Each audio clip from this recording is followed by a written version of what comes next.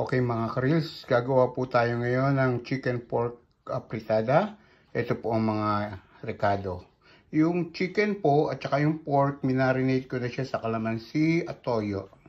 Tayo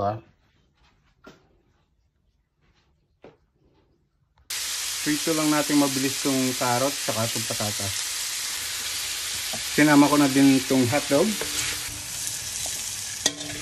Ilagay na din po natin yung laurel, pagkatapos ilagay natin yung kalahati ng bell pepper. And after 20 minutes, sinulog na po natin yung chicken. Lagyan natin ng pamenta. Nilagay ko na din po yung natitira natin bell pepper. Nilagay ko na din yung quail egg. May konting kagat din po siya ng anghang. Yes. Lagay ko na din po guys yung green peas. Medyo konting patiyo pa po. Ito po guys ang version ko ng chicken pork apritada. Yummy.